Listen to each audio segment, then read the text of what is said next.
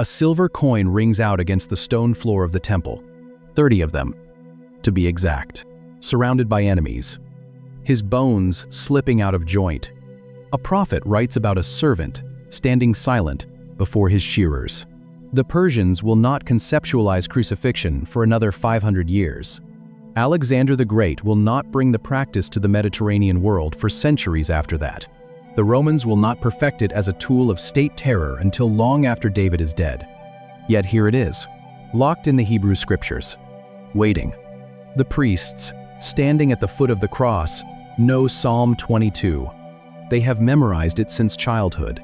And yet, in their blinding hatred, they walk right into the trap and fulfill the very next line of the song.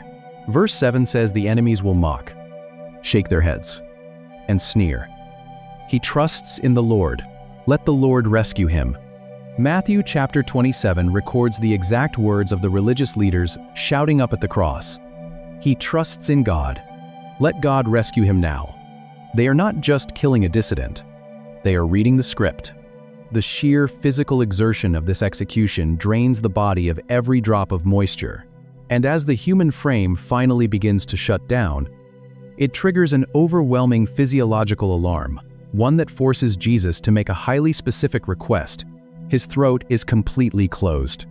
The lips are cracked, peeling, bleeding into his beard. The human body is screaming for liquid. In John chapter 19, Jesus gasps a single, agonizing word in Greek, dipsao, I thirst. John notes a critical detail about this moment. Another records the exact price of a betrayed shepherd. They do not know each other. They do not live in the same century. He writes that Jesus said this so that the scripture would be fulfilled, even while his lungs are collapsing. His mind is scanning the ancient architecture. He is pointing right back to King David. Psalm, Crucifixion, Audixen. Verse 21. They put gall in my food and gave me vinegar for my thirst. If you have ever been truly, dangerously dehydrated, you know that thirst is not a polite request. It is an all-consuming biological alarm siren. But you also know what it feels like to carry a thirst that water cannot touch. We are a species constantly trying to quench an internal dehydration. You feel it in the quiet moments, when the noise stops. You feel it when you finally secure the job, the house, the relationship, and within a few weeks, the familiar, hollow ache returns. You reach for something, anything to numb the discomfort. We scroll, we consume, we drink the cheap wine of distraction, hoping it will finally hydrate the deeper parts of our soul. Jesus is experiencing the absolute extreme of human physical dehydration, but he is also swallowing the bitterness of a humanity that has spent its existence drinking sand. A Roman infantryman hears the gasp. He reaches for his personal canteen, filled with Pascha, a cheap, sour wine mixed with water. He soaks a rough sponge in the acidic liquid. He puts it on the end of a stalk and pushes it up to the dying man's mouth. Yet their words act like a funnel, narrowing down thousands of years of human history into a single, suffocating point in time. The plant the soldier uses is not an accident. John explicitly tells us it is a stalk of hyssop, 1,500 years earlier, on the night before the Israelites escaped Egypt. God commanded them to slaughter a spotless lamb. He told them to catch the blood in a basin. And then he told them to take a very specific plant, dip it in the blood, and strike it against the door frames of their houses so that death would pass over them. The plant was hyssop. The sponge is not a random Roman act of mercy. It is the final, bitter drop of an ancient cup. He takes the sour wine. He absorbs the full, stinging reality of human dehydration. He thirsts so that the promise he made to a Samaritan woman at a well 3 years earlier could finally come true, that whoever drinks the water he gives will never thirst again. He takes the drink. He bows his head, and he yields up his spirit. But as his chest stops moving, a new, massive problem arrives. The sun is sinking fast. A high holy day is beginning at twilight, and the Jewish leaders demand that the Romans activate a brutal, bone-shattering protocol to clear the crosses before dark. Most people look at the events of Good Friday and see a political machine crushing a dissident. They read the gospel accounts. The sun drops lower over the limestone hills. The religious leaders watch the sky with mounting anxiety. Twilight is coming. A Sabbath is beginning. And it is not just any Sabbath. It is the eve of Passover. Ancient Jewish law strictly forbids leaving a cursed body on a tree overnight. They send an urgent message to Pilate. They demand the Crucifixion. It is a brutal Roman protocol. A soldier takes a heavy iron mallet. He swings it violently into the shins of the condemned. The leg bones shatter. The victim can no longer push up against the footrest. The chest locks. The lungs collapse entirely. Asphyxiation finishes the job in minutes. The execution squad moves to the first cross. The iron swings. The bone breaks. The man suffocates. They step to the other side. The mallet crashes against the legs of the second thief. The bones splinter. The struggle ends. They walk to the center cross. The soldier raises the heavy iron weapon. He looks closely at the hanging body. He stops. The chest is completely still. The lungs are empty. The man is already dead. He lowers the mallet. This feels like a minor procedural deviation. It is actually the most important moment of the afternoon.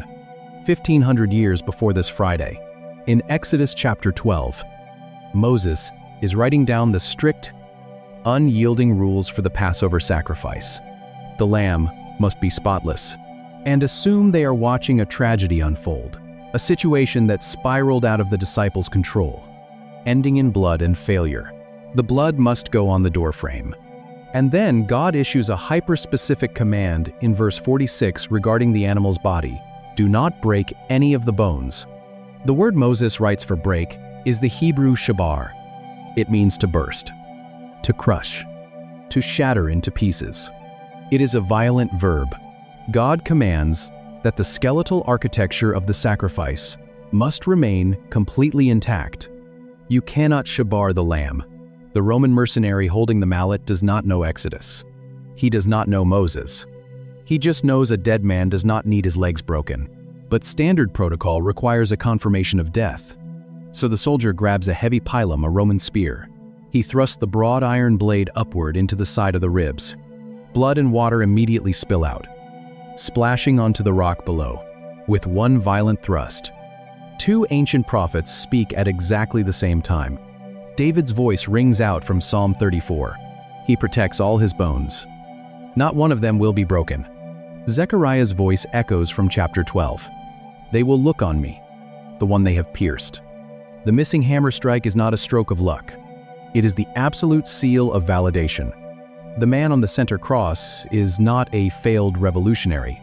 He is the Passover sacrifice, perfectly passing the physical inspection of the ancient law. The exact price, the exact thirst, the exact pierced hands. But if you look closer at the ancient Hebrew scrolls sitting in the temple library while the trial is happening, at the physical constraints, the exact unbroken bones, the physical body has fulfilled its ancient requirements.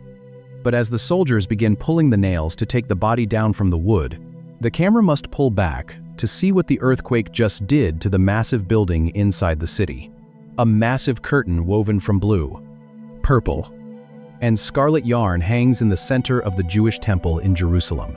It is thick, heavy linen, designed to act as an absolute quarantine zone, keeping the lethal, unshielded presence of God separated from the corruption of humanity. But right as the Roman spear pierces the side of the victim at Golgotha, an earthquake violently rattles the limestone foundations of the city, and the temple veil rips cleanly in half from the top to the bottom. We are looking at the shockwave of a mathematical and theological singularity. If you take a heavy stone and drop it into a still pond, the ripples spread outward, expanding across the water in every direction. But the structure of biblical prophecy operates in the exact reverse.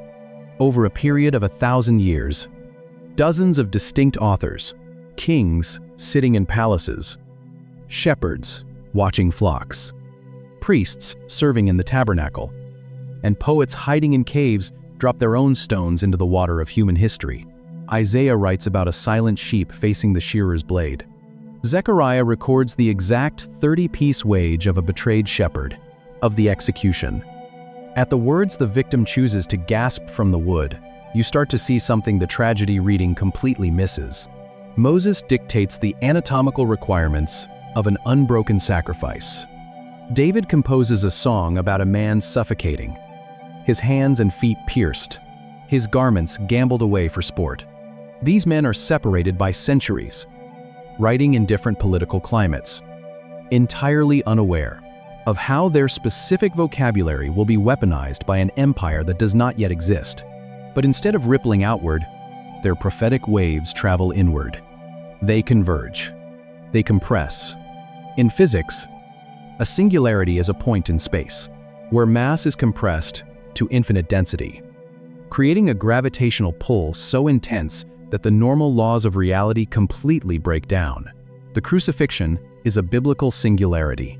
The entire weight of the Old Testament, the law, the prophets, the poetry, and the millions of gallons of animal blood poured over bronze altars for a millennium is suddenly pulled into the suffocating chest of one man hanging on a wooden beam.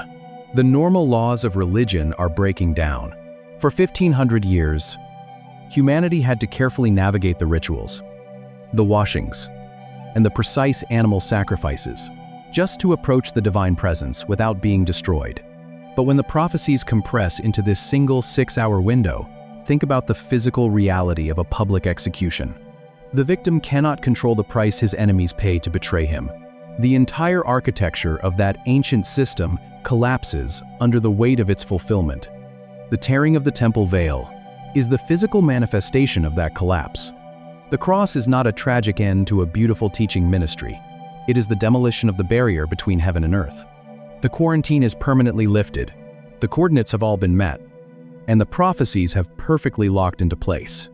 But this staggering collision of ancient texts is not simply an intellectual puzzle meant to be marveled at in a seminary classroom. It is a living, breathing reality that reaches out of the 1st century, bypasses the intellect, and walks directly into the room where you are sitting right now. A judge demanded an answer from a battered man, and a silent sheep stepped to the altar. A trader threw 30 silver coins across a stone floor, and the exact wage of a rejected shepherd was paid. Roman mercenaries rolled bone dice for a seamless tunic, and an ancient song was sung in the dust. A sun screamed into the suffocating darkness, and the cosmic exile of humanity was finally absorbed. Iron nails pierced human skin. He cannot dictate what the soldiers do with his clothes while he is suffocating. He cannot force his executioners to offer him a specific drink. And a 1,000-year-old blueprint of agony was completed. A soldier pushed sour wine upward on a stalk of hyssop, and the deepest dehydration of the human soul was swallowed. An executioner lowered his heavy iron mallet, and the spotless Passover lamb passed the final inspection of the ancient law. 6 hours, one singularity. But maybe the part that stays with me most is the word Azab, a man gasping for air in the pitch black of a Friday afternoon, pulling his shredded back against rough timber, just to speak the terrifying language of abandonment. Not because he was losing his mind, not because he was surrendering to the trauma, but because he was stepping completely into the vacuum.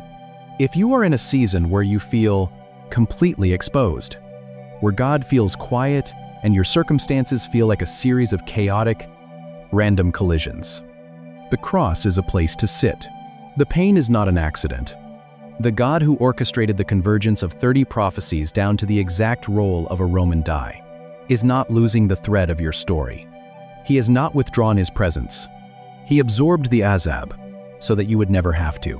And may the God who folded 1,000 years of prophecy or command them to change their standard protocol for breaking the legs of the condemned, the man on the center cross has absolutely zero control, into a single afternoon, walk with you through your darkest hours and remind you that you are not and will never be forsaken. A wooden beam drags heavily against the jagged dirt of a Jerusalem street. An iron nail pierces skin over his environment. He is entirely at the mercy of Rome. And yet, Rome plays its part perfectly. The cross is not an ambush. It is an appointment to feel the shear, staggering weight of this day. You cannot just read the New Testament. You have to lay the events of those 6 hours directly over the ancient texts. You have to watch the blueprint become a building. And the place to start is not the physical torture of the crucifixion itself, but the strange, deafening silence that happened in the courtroom right before it. Jesus stands on the mosaic floor of the praetorium. The Roman governor demands an answer, gesturing to the high priests who are screaming their accusations from the courtyard outside. The accused man looks at his judge, his face already swollen from the midnight beatings. He breathes in the dust and the tension, and he says absolutely nothing. Human instinct in the face of execution is a violent scramble for survival. You barter. You plead. You point fingers. You leverage any piece of evidence to save your own skin. First-century Roman trials were loud, dramatic affairs. Defendants would weep, tear their clothes, and bring in wailing relatives to sway the magistrate. Pilate is baffled because he has never met a condemned man who refuses to fight for his life. But this silence is not a trauma response.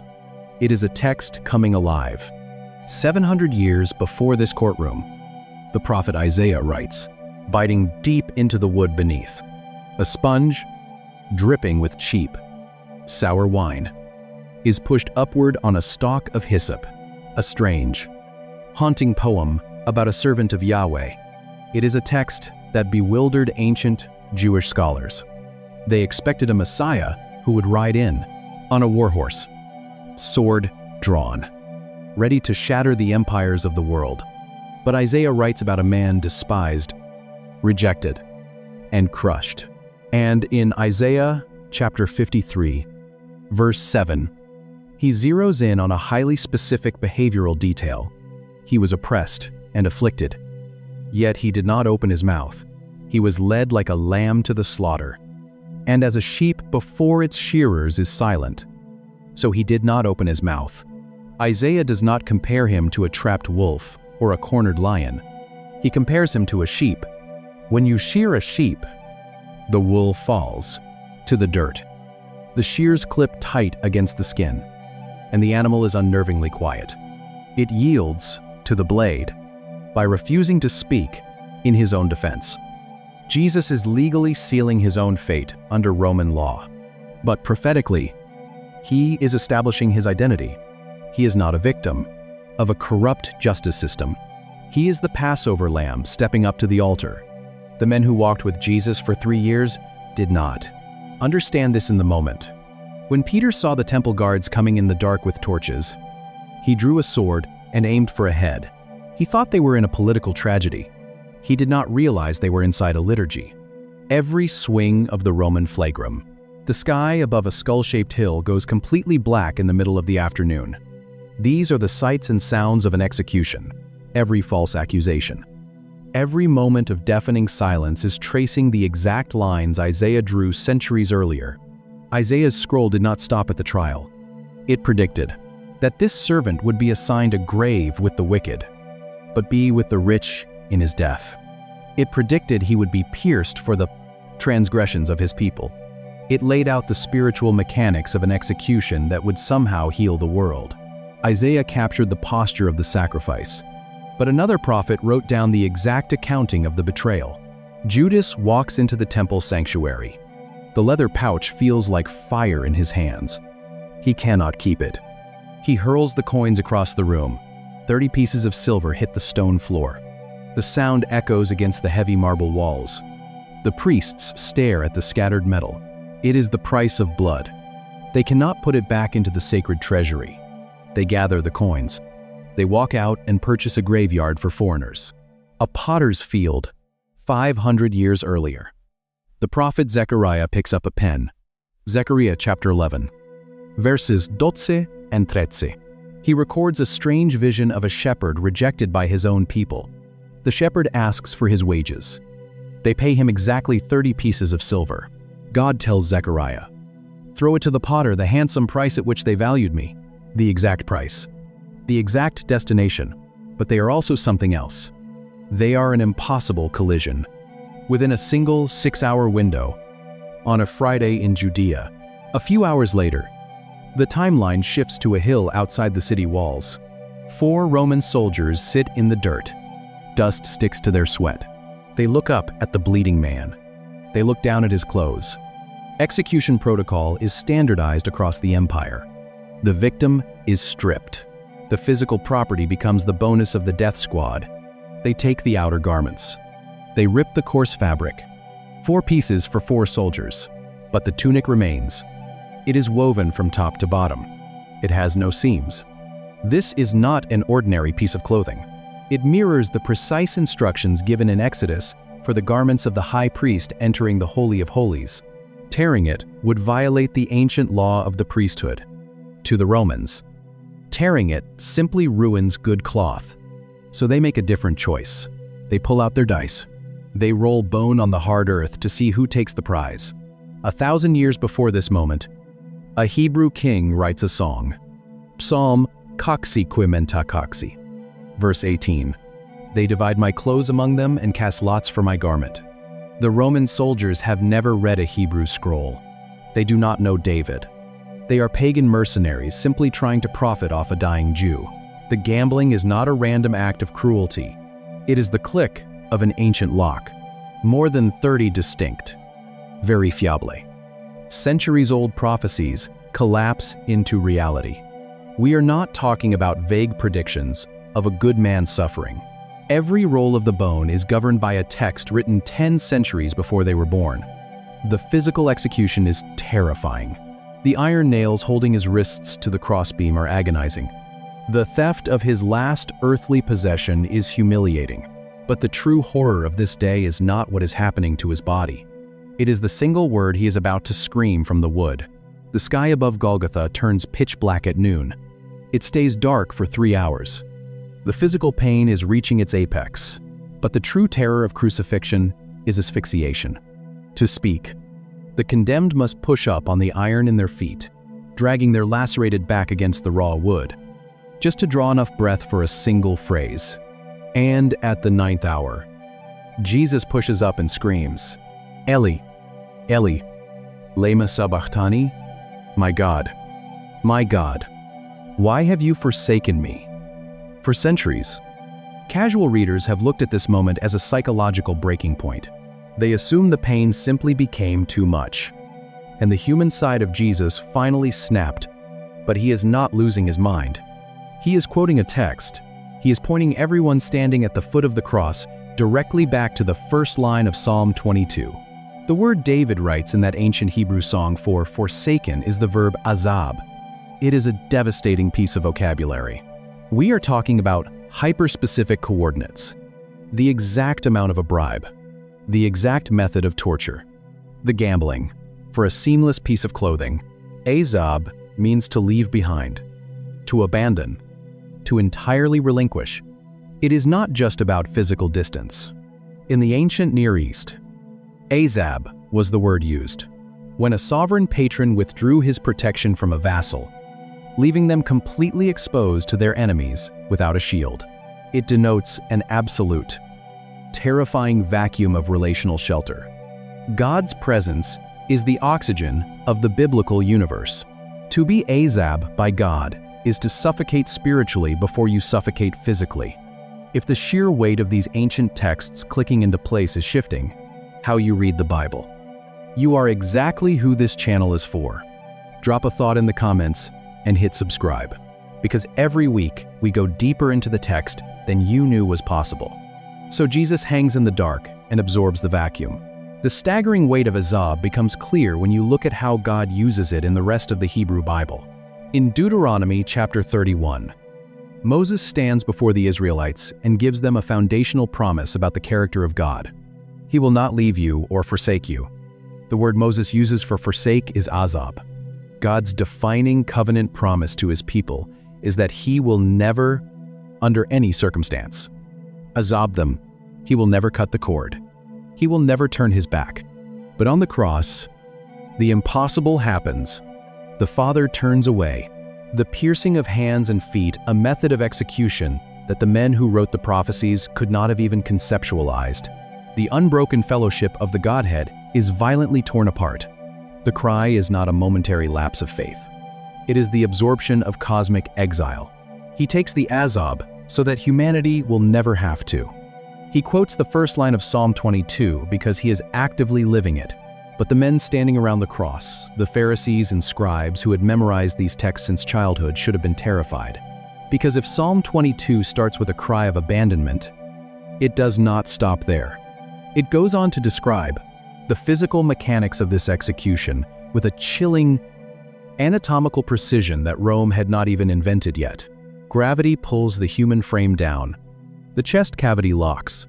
To breathe in, he must pull up against the iron. To breathe out, he must relax, letting his weight hang on the nails. Metal grinds against bone. Wood splinters into his shredded back.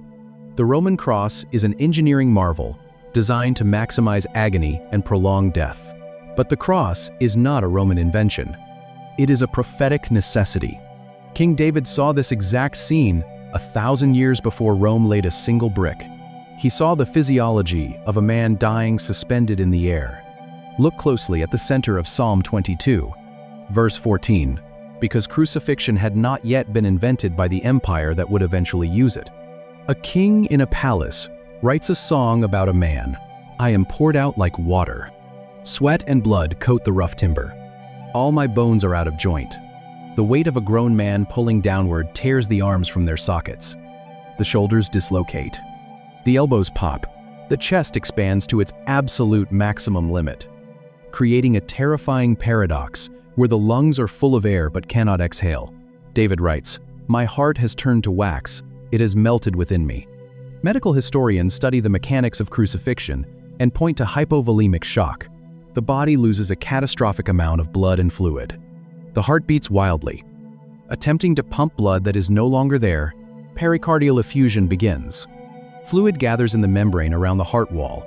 Under the staggering stress, the heart literally begins to rupture. The physical trauma perfectly aligns with the ancient song. But then David writes the most chilling line in the entire text. Verse 16, "Dogs surround me. A pack of villains encircles me. They pierce my hands and my feet." David lived in the 10th century BC. He ruled a nation where capital punishment meant stoning. Executions were carried out by crushing the victim under heavy rocks. The piercing of hands and feet was completely unknown. It was not a cultural reference. It was an anomaly.